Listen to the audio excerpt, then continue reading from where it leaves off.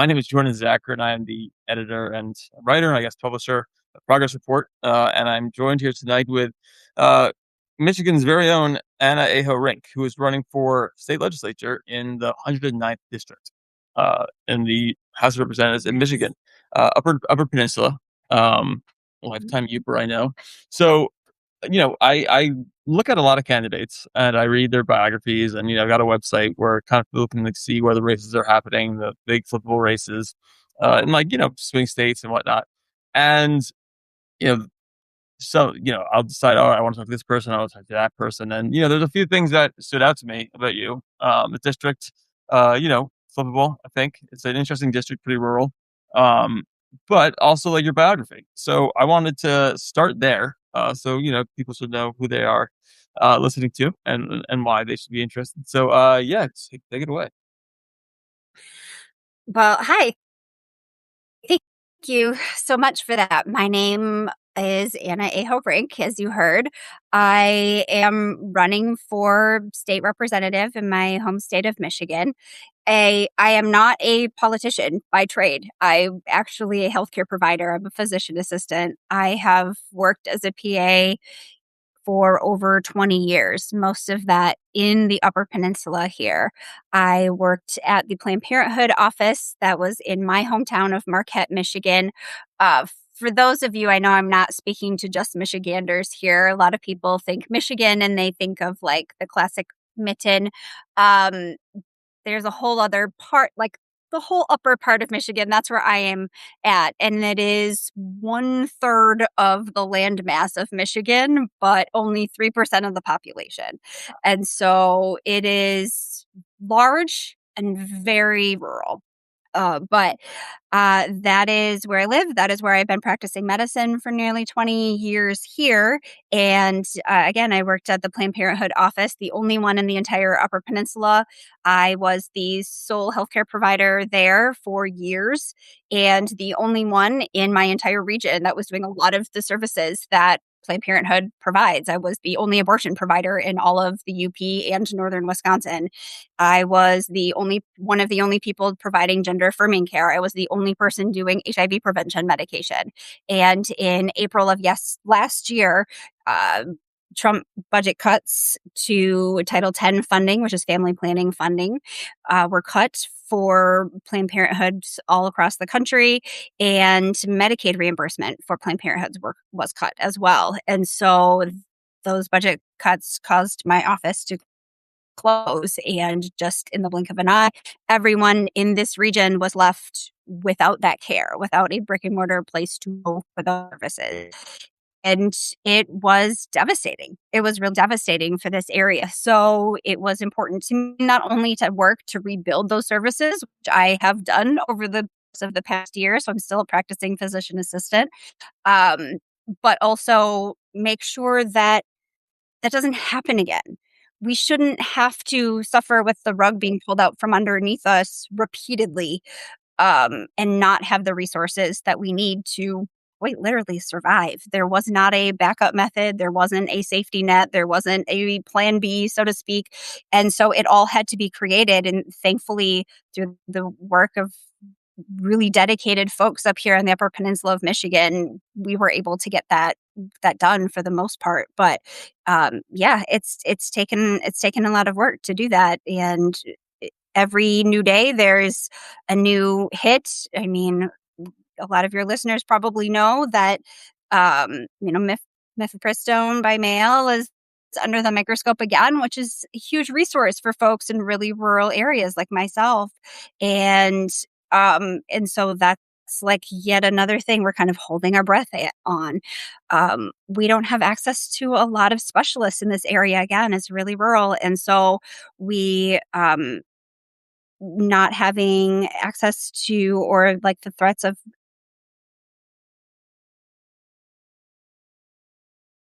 um, find folks that are to fight for those things, and especially in rural areas where healthcare resources are scarce, and even, I mean, money for infrastructure resources are scarce, and availability of safety nets is scarce. So I have seen throughout my years, folks having to work way too hard to get what they need, and it was important to me to not just continue to scream into the void and hustle on the ground level, but really work to say, What else can I do?" Like, if I want to make change and I want to work hard to create these resources, I need to be in the area, in the same room with the people holding the levers to fight for the folks in this district that has been my home for my entire life. I mean, just the job when the Planned Parenthood was open, that's a very heavy job, and you're thinking about how few providers there are for such a big area, maybe not population-wise, but just this stretch of it. You don't think about I live in New York City, so I don't think about, like, oh, even when something is legal, it's really hard to access. And so talk a little bit about what that was like, just being, like, the one person for all that area. I mean, it must have been, like, overwhelming. Yes. We could only do medication abortion here, and so there were the nearest surgical abortion provider would be Madison, Wisconsin, down in Flint, Michigan, over in Duluth, Minnesota, and sure, for folks that were up to 12 weeks gestation, choosing medication abortion as a feasible option, and they, but being the only provider here that did them, we were constantly being like, okay, do you know how far along you are? You're traveling from Wisconsin, you're 3 hours away. If you don't know how far along you are, let's get you in sooner, see if we can get an ultrasound. And just so much hustling and trying to squeeze people in and make it work. And you're like, oh gosh, I'm supposed to go out of town with my family on this day, but I have this patient that needs to get in 2 days sooner than we thought. And so, like, let's shift her appointment up. I'll move back my vacation a little bit. We'll make sure she gets taken care of before I head out of town.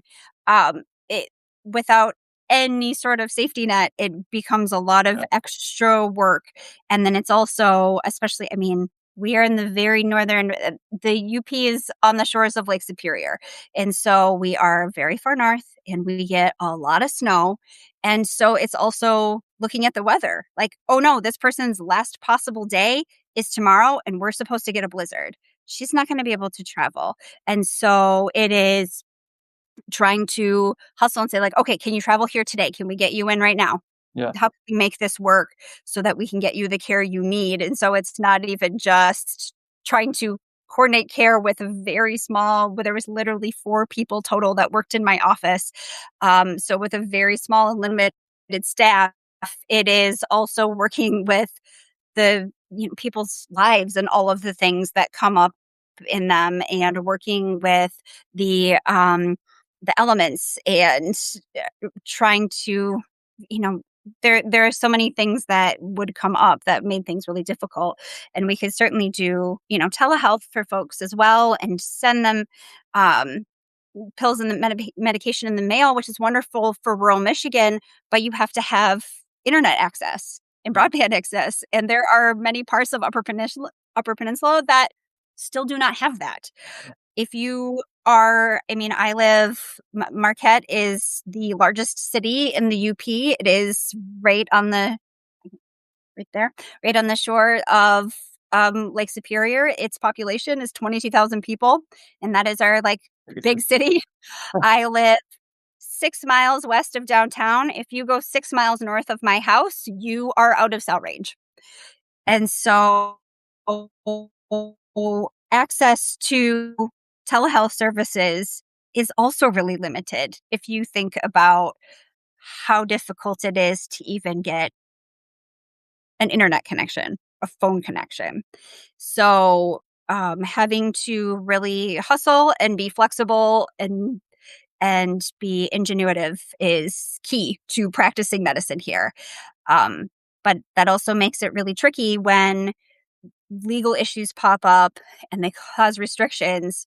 And so you're already having to work within those restrictions and then adding on the other elements on top of it. It is a lot of being on your toes and early morning meetings before you start work every day to see what you're still legally able to do. For a lot of years, right before Roe was overturned, there were a lot of days where we were get a message in the middle of the day that would say, okay, stop what you're doing. You cannot finish anything right now. You need to, we'll give you more information in a minute. Wow. And here's like, what happened? What legal decision just came down? Yeah. What are we working with? Which is, it's hard enough being a healthcare provider in general in these times, right? Like the access to care for folks, it is just getting harder to access affordable healthcare. Our insurance premiums are going up. The reimbursement for or the coverage for medications is going down, and so we have all of these other struggles that people are working with, and trying to add that on top of it is it's a lot. It's really heavy. It's times exhausting, but it's necessary work. It's just really necessary work. Yeah, absolutely. And then, I mean, Dobbs comes down, which I'm sure changed things, made things more difficult. And probably people from other places coming. And then, this, like you said, the budget cuts that Trump enacted. Like, I know that when you guys, I know this from reading, when your Planned Parenthood closed, it was one of several in Michigan that closed, and there was a lot of community pushback too, right? It was not an easy, obviously not an easy decision, but really tough on the community. Yeah, I mean, again, there was literally nowhere else. We were it for many of the services that were provided across the whole UP. And the one thing that was really incredible about this area is the deep sense of community that folks have here. And one, it is out of necessity because of scarcity of resources. And also, we just have to like the weather can be really harsh. You have to really you learn that you have to rely on your neighbors. You Yeah. cannot just do it alone all the time. But that creates great opportunities for when someone really is in need. You know that you're going to have a community behind you to jump in. And the very last day, as I was walking out of Planned Parenthood, carrying my last box of stuff and putting it into my car, I immediately jetted over across town to a club house where a meeting was set up. There's like over 100 community members there, other healthcare providers, former volunteers, supporters of Planned Parenthood, folks that just really, really cared and knew how important that work was. And we all came together, and there's like, okay, this is crucial care. What are we going to do? And recognizing that, especially in this area, just having a telehealth option for patients to turn to is not going to cut it because Right. so few people have access to telehealth. There is only one laboratory in the whole UP that Planned Parenthood was contracting with at the time, right? So, like, there were so many barriers to Yeah. patients getting care the way that we knew we needed to do something else. And so, this group of folks, within 2 weeks, we had a board for reproductive health resources. Within 6 weeks, we had a website. Within 3 months, we had a brick and mortar location that we could have in-person abortion services again, and it is out of our local urgent care, which is the first urgent care in the country to provide Wow. abortion services. So it was incredible that that was even able to come together. That just required a lot of outside the box thinking, really, to do that. And within 9 months, we had nonprofit status, and so are able to raise funds for folks Yeah. to continue to get care, even if they're not able to afford it. That's one question I had. I mean, was everyone just kind of putting in their own money with their grants and stuff? Because that's not a cheap thing to get a brick and mortar place to provide healthcare for people. Yeah, so we were able to qualify for grants. Fem and M is a group that provided a $50,000 grant, and they were able to help us kind of get launched and off the ground. And they said, hey, just one thing, like keep track of everything and make it reproducible so that we can pop this up elsewhere Mhm. as those resources become necessary. And we had a lot of community support. So folks that had been donating to Planned Parenthood all along and supporting Planned Parenthood all along kind of focused their resources on what we were doing because they knew how much this area really, really needed care. And with the help of a lot of community members and a lot of folks volunteering their time, we were able to get those services started. And then also, it is working with kind of individual offices to say, okay, if the person comes in and they need this care, here's the funding for it if they don't have it. And so kind of working that out and again trying to build on that and build a new free clinic. And so we have a lot of folks that have just worked really, really hard to make these things happen.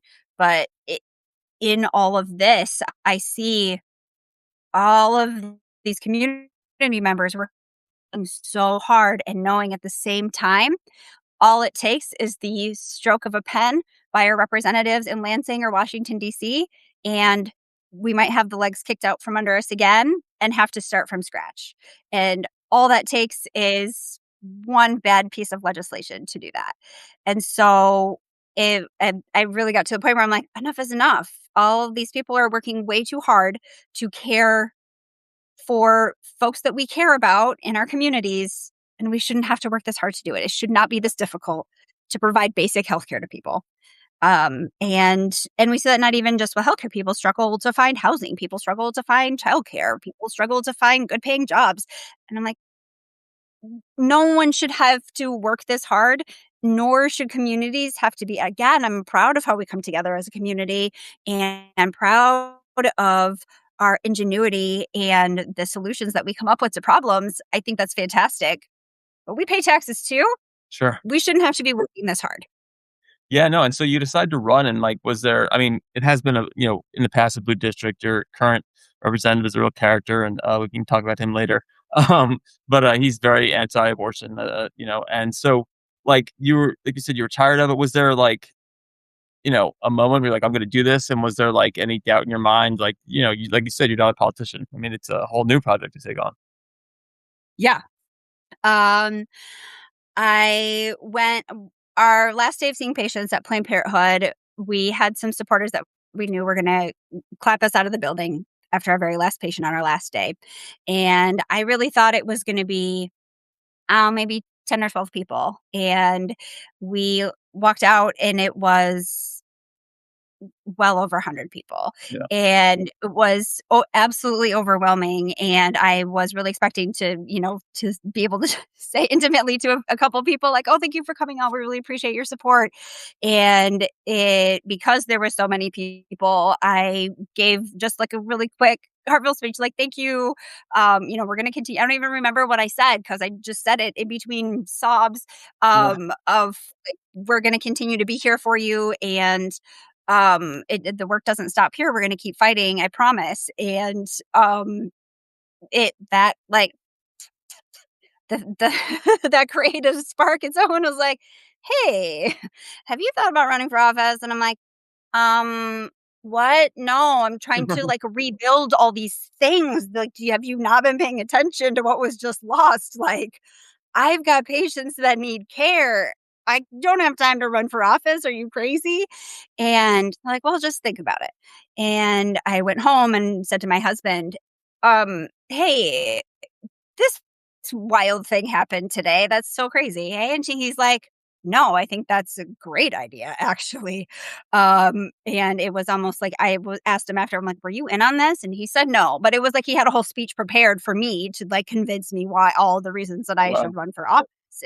And really it was, you work so hard, you work, you know, in the office 25 to 30 hours a week seeing patients, and then you work all your spare time trying to create resources for people already and trying to, oh, hey, can we find a way for this person to get in with this specialist? Can we find a way for, will the lab give us a deal on this? Can I work that, all this extra hustling that you do and all the extra support systems that you're trying to build up for folks. He's like, you could help so many more people if you ran for office and just help to change the laws. I'm like, Yeah. oh, dang it, you're right. You're right again. And so, um, yeah, with the support of my husband and my 2 teenage children who were also immediately on board, which have may have been more to do with, like, getting me out of the house and out of their hair than true support. We'll see. But they were immediately on board and, yeah, it just kinda went from there. I was very apprehensive at first because I'm like, Yeah, I'm not a politician. I pay attention to politics, of course. I always have to be on my toes because of the nature of my work and the number of bills that come through and how it directly affects what I do. But it was never something that I'm like, maybe once I retire, maybe I'll run for like Right. county commission seat or something, right? Um, but this part wasn't necessarily on my radar, and I'm like, I am not schmoozy. Yeah. I trip up the stairs most days. I'm not particularly polished.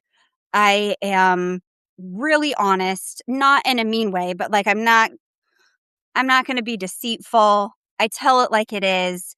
That is in my nature. And essentially, what I was told was, oh, that's perfect because people are kind of done with all of that nonsense from politicians right Yeah. now. And we want to try someone who is just a real human. Like, you got it. That is me. So, I mean, that brings up, like, there is in Michigan, Democratic Party, and they have an infrastructure, and like they, recruit candidates. And so, how is it? I mean, like you've got the nomination, obviously, and you're the candidate. So, how was that?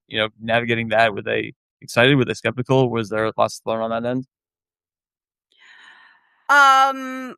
Yeah, there was a bit because they're like, you still have a lot of folks that are more traditional politicians.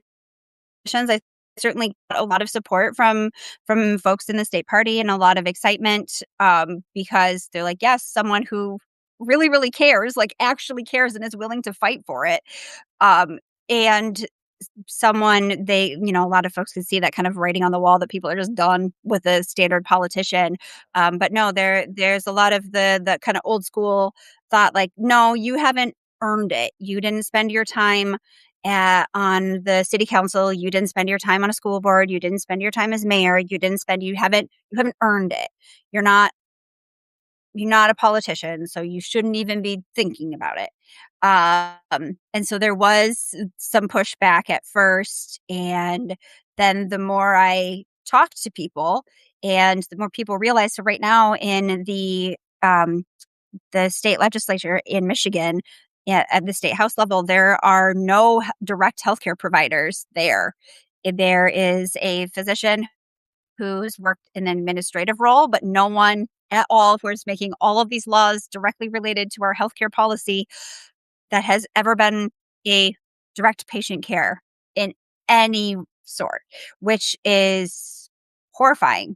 frankly. I think that our representatives should be representative of us. We should have doctors and nurses and construction workers and teachers. Sure. Like, that is who should be representing us, not a pool of politicians. People who And live lives, more I right? talk, the more I could speak to, like, I know all of these things about health policy and housing policy. Like, I talk to people all day long, Yeah. and it is my job to know this. They're like, oh, this could be really helpful.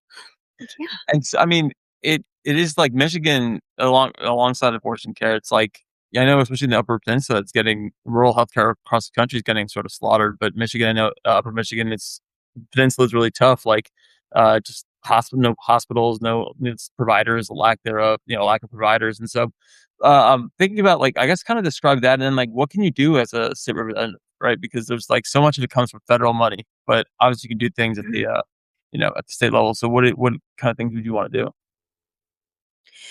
Well, what speaking to healthcare specifically, I would like to see it expanded.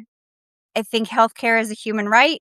We should all have access to it, and at minimum, shifting how we work coverage throughout the state so that everyone at least has a base Medicaid or Medicare for all. Yeah, And then there are very feasible ways to do that. And having that base level of support is going to give kind of everyone the leg up that they need to be healthy and successful. So that's one. Two, I want to increase one of the things that we have seen cut with our current presidential administration is like student loan reimbursement, especially for folks that are working in rural areas. That has been cut significantly. And so it's really hard to attract healthcare providers here unless you have lived here your whole life or have a really strong drive to work here.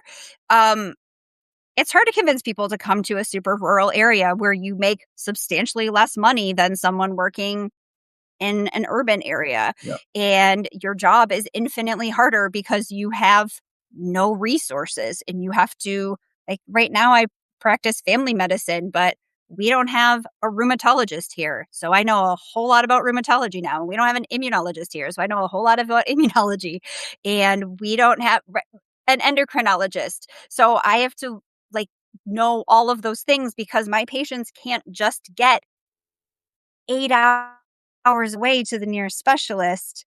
We have to figure that out.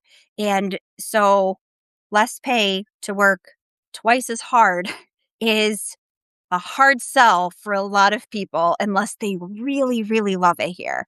And it's an easy place to love, I will say that. But it can also there are some challenges for sure. And so we need to create a structure that incentivizes providers to participate in rural healthcare programs and clinics. So whether it is loan forgiveness or incentives in housing, you name it, finding some way to provide that incentive to get folks in this area staying in this area is key to expanding access. Have you found that, since all the cuts that have happened over the last couple of years, there's been a further drop? Obviously, the Planned Parenthood got closed, but it's been a further drop in healthcare availability. Oh, yeah, absolutely. We have had one whole hospital close on the far western UP. Two of our hospitals have gone from having a labor and delivery unit to no labor and delivery unit. In the whole western half of the UP, one place kind of picked it up, but most of those now have to come to Marquette. And that is a several hour drive. That is dangerous. That is really dangerous. We have some hospitals that are going to critical access only, and so they will be cutting beds in some of their services. And so we see these like little tiny pieces of access to care being cut out, and a lot of in our rural, very rural, like my dad's hometown that has a few hundred people in it, had a little clinic that was staffed, 2 days a week for folks there to see their healthcare provider, and they just shut that down a month ago. Wow. And I'm like, well, we still have all these people that need somewhere to go Yeah. and to get their health care. And now you're saying they have to go to the closest place, which is 45 minutes away. Um, yeah. So Yeah. I think also putting some limitations on, we see a lot of these changes happen related to not just funding cuts, but private equity coming in, Mm, like for profit hospital systems. yes. Those, I don't think healthcare should be for profit ever. But Yeah. sure as heck, they shouldn't be the one calling all the shots. And that is essentially what happens, is that everyone else is then forced to play at their level. And it is not sustainable to do Yeah. that, That's a race to the bottom. especially in a rural area. Is that Yeah. something you'd want? I think it was California's been and Oregon's been trying to ban private equity involvement in healthcare. That's something you'd want to do. Yeah, absolutely. Absolutely. We have not seen a benefit come of it, that's for sure. Yeah. So their District 109 up Peninsula, as we've said, long time had Democratic representatives, right? It was a long time stronghold there. It flipped in 2024, and you weren't running for office then. Mhm. I'm sure you were very focused on delivering Yes. healthcare. But what do you think happened there? I mean, because it happened around the country, right? More of these, especially rural districts, traditionally blue districts, flipped, and so it wasn't like by a Yeah. huge amount. It's like 3-4%, at least in the presidential race. But what do you think it was that happened?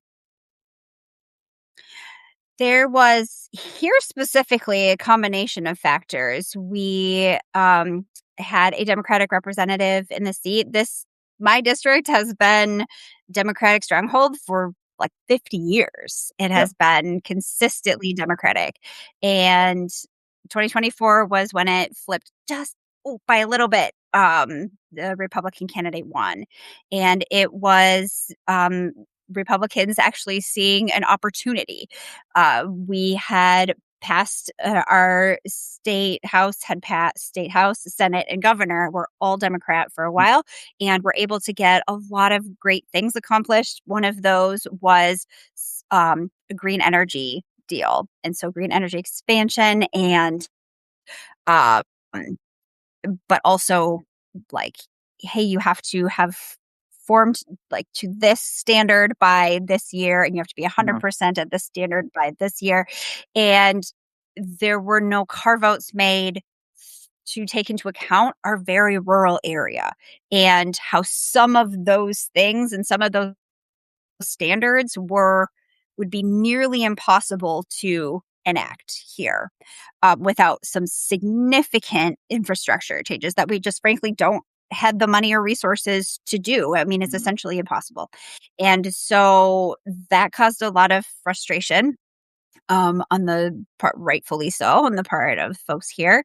And Republicans saw an end to swoop in. The current Republican representative is the weatherman here. Yeah, I have known him my entire life. He has been on TV across the entire area, and everyone knows him. He has yeah. been in our living rooms every single night reporting the weather for decades. And so it was a well known name. And they sunk a bunch of money into it because they knew if they could flip this seat, they would get the majority. And that's exactly what happened. And so the positive for me, I guess, is that the Republican held House in Michigan has been wildly ineffective Yeah, this whole not much getting done there. year so far. They have actually put forth a record low number of bills. They've done as less than any other legislature ever, which is shocking and horrifying when you think about how much there is to be done and how much good they could be trying to do, and they're intentionally not. Uh, um, but voters are fed up with that. They're fed up with the games. They're fed up with the politics of it all. They actually just want someone who is going to go in and fight for them and be a representative, Yeah. be their voice. And that is why I'm here. And so, even though I am not the incumbent and do have an uphill battle against what is going to be very contested and well funded uh, challenger that I will have, he's going to have an uphill battle defending how little he's done for the folks of this district. He had every opportunity to speak up and fight for us, and he has not. I think you're being generous about your opponent 'cause calling him a weatherman. He's a fired TV weatherman, from what I understand. He was fired for, not believing being an anti-vaxxer, I guess, not wanting to be involved in the protocol there, so he's got a Mhm. bit of a sordid past. Yeah, he was against getting the COVID vaccine, and if for folks they had even made some additional rules like, okay, well, if you don't wanna get the vaccine or can't or feel you can't for some reason, here are some additional things, and he felt he shouldn't have to do that, and so they're like, "Okay, well, comply or leave," and he was fired. He worked for a different TV station that did hire them. They did not have the strict COVID guidelines apparently, Mm, but um, yeah, it is interesting to see a person of a science background right. be not a believer in science. He is also a climate change denier, which Yeah, is I read that. fascinating. I can't believe that exists Yeah. still. I think there's, like, people who don't care Right. about it, but people acknowledge it's real. Yes. People don't care, but yeah, it's, like, very, Right. like, throwback. But as a A meteorologist, yeah, climate change well, denier. as a meteorologist, no less. I mean, that's got to be there can't be many. Yeah, and I imagine, like, So was he yeah. right about the weather ever? Because it seems like his scientific basis not great. Yeah, yeah. He wasn't super great about it. I mean, I will give I'm all I'll say I can't imagine it's an easy job here being right on Lake Superior. Sure. That does do weird things to our weather system. So I can give credit where credit's due. Like, I think it's a hard job for anybody. But yeah. Did you, obviously, like, I think it became a little bit of, like, a celebrity. I mean, he already was one, but, like, a cause celeb for, the anti-vax movement, right? The kinda conservative. Do you think, like, I think 2024, there was still a vestige of that to some degree, right? Kind of people who are, like, rebelling against that, and so, I mean, I don't want to, like, stereotype, but I know it's especially in rural areas, so I'm wondering if that's something that's, like, you had to deal with, especially as a healthcare provider, and, like, how do you think about the politics of that at all? Yeah. Daily. Daily I deal with that. Especially now. I mean, working at Planned Parenthood, everyone for the most part, patient-wise, is pretty progressive, pretty left-leaning, generally pro-vaccine, right? And so didn't encounter a ton of that there. I work in federally qualified health center now, and so we see everybody across the board, and I absolutely on a daily basis encounter folks that are not wanting to get vaccines, staunchly anti-vaccine, or they might get some of them, but they will absolutely not get the COVID vaccine. They will absolutely not get a flu shot. And so it is spending time meeting. I mean, this is healthcare. It is meeting people where they are, and figuring out, okay, what is the reasoning behind this? Where is this coming from?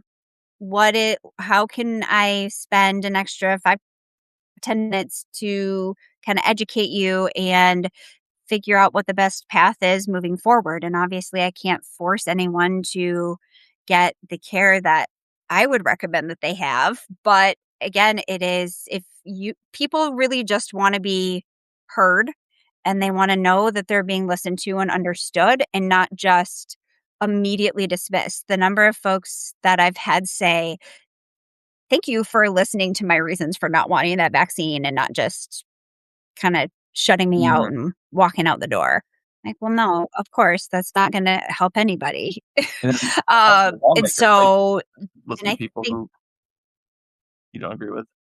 yeah, absolutely. I mean, that's it. It is, again, kind of finding common ground, meeting people where they are, being willing to compromise for the good. Yeah. And so we've talked a lot about healthcare and, I know you're very pro-labor as well. What are the other big issues that you think are to be at play here? Obviously, Michigan, not much has happened in the last couple of years because of the split in the legislature, but lots to do. So I'm curious where what your goals would be.